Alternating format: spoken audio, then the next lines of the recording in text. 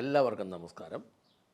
രാഷ്ട്രീയ പ്രവർത്തനം സേവനമാണ്, അത് കച്ചവടമല്ല. കേരളത്തിൽ ഏതാണ്ട് 1,00,000-ഓളം ആളുകളാണ് രാഷ്ട്രീയ പ്രവർത്തനം കൊണ്ട് പ്രത്യക്ഷമായി ജീവിക്കുന്നത്. ആരൊക്കെയാണെന്ന് ചോദിച്ചാൽ MLA-മാർ, മുൻ MLA-മാർ, MP-മാർ, മുൻ MP-മാർ, വിവിധ തലത്തിലുള്ള മെമ്പർമാർ, മുൻ മെമ്പർമാർ എന്ന് പറഞ്ഞാൽ ജനത്തിൻ്റെ ഇടയിലുള്ള അധികാര കേന്ദ്രങ്ങളെ നിയന്ത്രിക്കാൻ കഴിവുള്ളവർ ഏതാണ്ട് 1,00,000-ഓളമാണ് ഉള്ളത്. അവരെ കൂടാതെ കുറേ ഊച്ചാളി നേതാക്കന്മാരുണ്ട്, കുറേ അടിമകളുണ്ട്. എന്നാൽ രാഷ്ട്രീയം വലിയ കച്ചവടമാക്കിയവർ കേരളത്തിൽ 1000-ൽ താഴെ ആളുകൾ മാത്രമേ ഉള്ളൂ. ഞാൻ ഇന്നത്തെ മുഖ്യമന്ത്രി VD സതീശനോട് ഒരു ചോദ്യം ചോദിക്കട്ടെ. രാഷ്ട്രീയം സേവനമായതിനാൽ മുഖ്യമന്ത്രിയുടെയും മന്ത്രിമാരുടെയും MLA-മാരുടെയും ശമ്പളവും ആനുകൂല്യങ്ങളും ഗണ്യമായി കുറയ്ക്കാനുള്ള ഒരു ബില്ല് നിയമസഭയിൽ അവതരിപ്പിക്കാമോ? പരസ്യമായിട്ട് അവതരിപ്പിക്കണം. 2, രാഷ്ട്രീയക്കാരുടെ പെൻഷൻ സേവനമാണല്ലോ ചെയ്തത്, അതുകൊണ്ട് പെൻഷൻ നിർത്തലാക്കുന്നതിന് ഒരു ബില്ല് നിയമസഭയിൽ അവതരിപ്പിക്കാമോ? 3-ാമത്തെ കാര്യം, പേഴ്സണൽ സ്റ്റാഫിൻ്റെ പെൻഷൻ പൂർണ്ണമായി നിർത്തലാക്കാനുള്ള ഒരു ബില്ല് നിയമസഭയിൽ അവതരിപ്പിക്കാമോ? ഇതിനുള്ള ഒരു ധൈര്യം താങ്കൾ കാണിക്കാമോ? എന്നിട്ട് ഈ ബില്ലുകളെ ആരൊക്കെ അനുകൂലിക്കുന്നു, ആരൊക്കെ എതിർക്കുന്നു എന്ന വിവരം തെളിവുകൾ സഹിതം പുറത്തുവിടാമോ? പൊതുജനത്തെ കൃത്യമായ രേഖകൾ സഹിതം അറിയിക്കാമോ?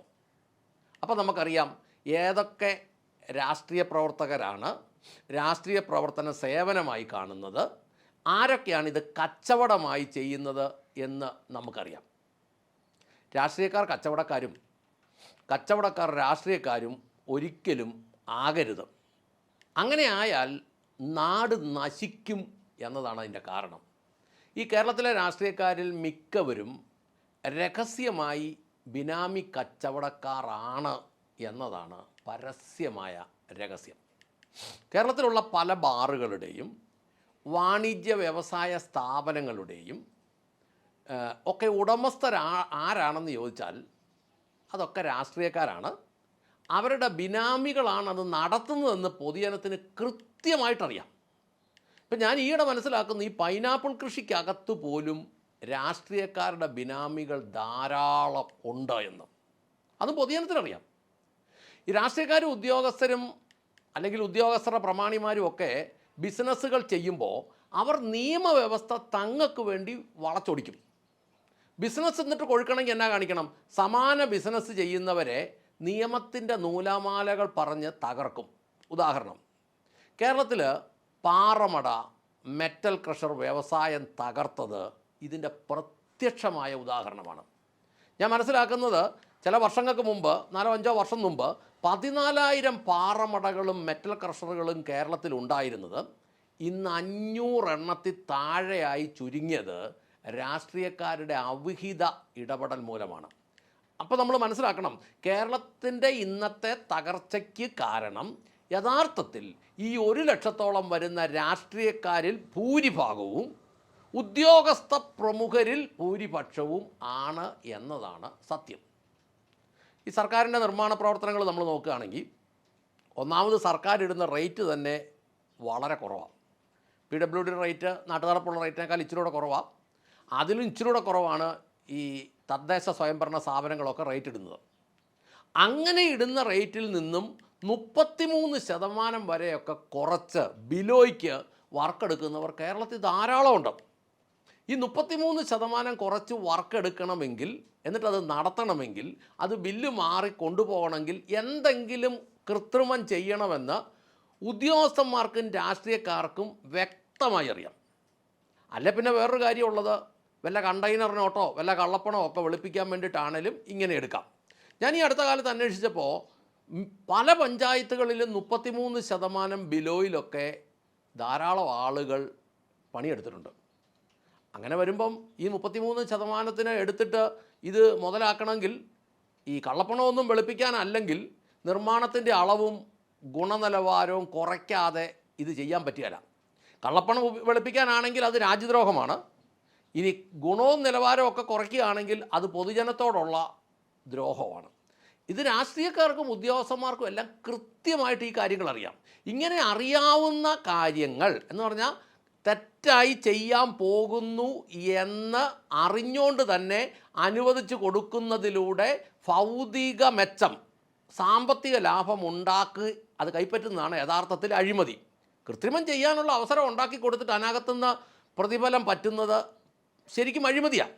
ഇതിൽ നിന്ന് ലഭിക്കുന്ന വരുമാനം രാഷ്ട്രീയക്കാരനും ഉദ്യോഗസ്ഥനും മറ്റൊരുവൻ്റെ ഉടമസ്ഥതയിലുള്ള ബിസിനസ്സിൽ കൊണ്ട് മുടക്കി വെളുപ്പിച്ചെടുക്കുന്നതാണ് ബിനാമി ബിസിനസ്. അവർക്ക് കിട്ടിയ കൈക്കൂലി ഒന്ന് വെളുത്ത് കിട്ടിയാൽ മതി. ബിസിനസ്സിൽ ലാഭം ഉണ്ടാകണമെന്നൊന്നുമില്ല. കാരണം ഈ എണ്ണി കൈ കിട്ടിയ സാധനം ഒന്ന് അക്കൗണ്ടിലായി കിട്ടിയാൽ മതി. എന്ന് പറഞ്ഞാൽ ലാഭം കടലാസിലുണ്ടായാൽ മതി, സത്യസന്ധമായിട്ട് വേണമെന്നൊന്നുമില്ല. ഞാനത് മനസ്സിലാക്കുന്നത് എന്നാന്ന് ചോദിച്ചാൽ, ഈ സ്വകാര്യ ബസ് മേഖല ഒരു കാരണവശാലും സത്യസന്ധമായി പറഞ്ഞാൽ ഇന്ന് ലാഭമല്ല. കാരണം ഓടിക്കിട്ടുന്നതും അതിൻ്റെ ഡീസൽ ചിലവും അതിൻ്റെ ഇൻഷുറൻസ് ചിലവും അതിൻ്റെ ടയറും മറ്റു കാര്യങ്ങളും എല്ലാം കൂടെ കൂട്ടിക്കഴിയുമ്പോൾ ബസ് ഒരിക്കലും ലാഭമല്ല. പക്ഷേ ചില കമ്പനികൾ ഇപ്പോഴും പുതുതായി തുടങ്ങിയിട്ട് പെട്ടെന്നങ്ങ് വളരുക. കാരണം എന്നാ, പണം വെളുപ്പിക്കാൻ ഈ ബസ് വ്യവസായം വളരെ നല്ലതാണ്. കാരണം എവിടുന്ന് വന്നു എന്ന് ചോദിക്കണ്ട, ബസ് ഓടിയപ്പോൾ കിട്ടി. അതിപ്പോൾ 10,000 കിട്ടിയോ 15,000 കിട്ടിയോ 20,000 കിട്ടിയോ, കിട്ടിയത് കിട്ടി. അത് അത് പൈസയായിട്ട് കൈ കിട്ടും. അതുകൊണ്ടേ അങ്ങോട്ട് ഇട്ടാൽ മതി. അതുപോലെ വേറൊരു കളിയാണ് ഈ പൈനാപ്പിൾ കൃഷി. പൈനാപ്പിൾ കൃഷിയും ഇപ്പം നമ്മൾ മനസ്സിലാക്കുന്നത്, അല്ലെങ്കിൽ അതുമായി ബന്ധപ്പെട്ട വ്യവസായങ്ങളൊക്കെ ഈ കള്ളപ്പണം വെളുപ്പിക്കാനുള്ള ഒരു പ്രധാനപ്പെട്ട ബിസിനസ്സായി മാറിയിരിക്കുക. രാഷ്ട്രീയക്കാരും ഉദ്യോഗസ്ഥരും ബിസിനസ്സുകൾ ചെയ്യുമ്പോൾ അവർ നിയമത്തെ തങ്ങൾക്ക് അനുകൂലമായി വളച്ചൊടിക്കുന്നു. തങ്ങളോട് മത്സരിച്ച് നിൽക്കുന്ന മറ്റ് ബിസിനസ്സുകളെ അധികാര കേന്ദ്രത്തെ ഉപയോഗിച്ച് നിയമത്തിൻ്റെ നൂലാമാല പറഞ്ഞങ്ങ് തകർത്ത് കളയും. അങ്ങനെ തകർത്ത് കളഞ്ഞ ആയിരക്കണക്കിന് പ്രസ്ഥാനങ്ങളെ ഞങ്ങൾക്ക് കൃത്യമായിട്ടറിയാം. അനേകർ ഞങ്ങളുടെ അടുത്ത് വന്നു, ഈ മറ്റൊരു പ്രസ്ഥാനത്തിൻ്റെ പുറകിലുള്ള രാഷ്ട്രീയ നേതാവിന് വേണ്ടി ഞങ്ങളുടെ പ്രസ്ഥാനത്തെ നൂലാമാലകൾ പറഞ്ഞ് പൂട്ടിച്ച് കളഞ്ഞു. ഇനി രാഷ്ട്രീയക്കാരുടെ ഉദ്യോഗസ്ഥന്മാരുടെയും വലുപ്പം അനുസരിച്ച്, അവരുടെ ഗ്രേഡ് അനുസരിച്ച്, വളർച്ചയ്ക്കനുസരിച്ച് ബിസിനസ്സുകൾ കേരളത്തിൽ നിന്ന്, ഈ ബിനാമി ബിസിനസ്സുകൾ കേരളത്തിൽ നിന്ന് വിദേശ രാജ്യങ്ങളിലേക്കും അങ്ങ് വളരും. പണം ഉണ്ടാകും തോറും മനുഷ്യൻ ആർത്തിയും കൂടെ പെരുകുക. ഞാൻ ഓർത്ത്, എന്തിനാണ് ഈ 70, 80 അതിന് മുകളിലുമൊക്കെ വയസ്സായവർ ഇനി എത്ര കാലം ജീവിച്ചിരിക്കുമെന്ന് പോലും നിശ്ചയമില്ലാത്തവർ പോലും കോടികളുടെ പുറകെ പായുന്നതാണ് നമ്മൾ കാണുന്നത്. ഒരു മനുഷ്യൻ തിന്നാലും കുടിച്ചാലും ഒരു ദിവസം എത്ര രൂപയുടെ ഭക്ഷണം കഴിക്കാൻ പറ്റും? ഇനി മദ്യം കുടിച്ചാൽ പോലും എത്ര രൂപയുടെ കുടിക്കാൻ പറ്റും? പിന്നെ എന്തിനാ മനുഷ്യൻ ഇതുപോലെ കോടികൾക്ക് പുറകെ പായുന്നതെന്ന് ശരിക്കും നമുക്ക് മനസ്സിലാകുകയല്ല.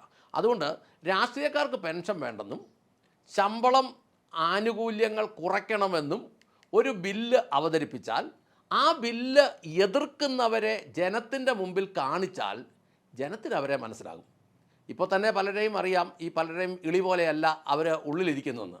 എങ്കിൽ പോലും ഈ ബില്ല് അവതരിപ്പിച്ച് അവരെ ജനത്തിൻ്റെ മുമ്പിൽ കൊണ്ടുവന്നാൽ അവർ യഥാർത്ഥ ജനപ്രതിനിധികളല്ല എന്നും അവർ കപട ജനപ്രതിനിധികളാണെന്നും അവർക്ക് നാടിനോടും നാട്ടുകാരോടും ഒരു പ്രതിബദ്ധതയില്ല എന്നും ജനം മനസ്സിലാക്കാൻ ഇടയാക്കുന്ന ഇപ്രകാരം ഒരു ബില്ല് നിയമസഭയിൽ അവതരിപ്പിക്കുകയും അതിനെ എതിർക്കുന്നവരെയും അനുകൂലിക്കുന്നവരെയും ജനത്തിൻ്റെ മുമ്പിലേക്ക് കാണിച്ചു കൊടുക്കുകയും ചെയ്യാൻ UDF ഗവൺമെൻറ്റും അതിൻ്റെ തലപ്പത്തിരിക്കുന്ന മുഖ്യമന്ത്രി VD സതീശനും തയ്യാറാകുക ആണ് എങ്കിൽ അത് നാട്ടുകാർക്ക് രാഷ്ട്രീയക്കാരെ മനസ്സിലാക്കാനുള്ള, കൃത്യമായി അവരെ മനസ്സിലാക്കാനുള്ള ഒരു വഴിയായിരിക്കും എന്ന് ഓർമ്മിപ്പിച്ചുകൊണ്ട് നിർത്തട്ടെ.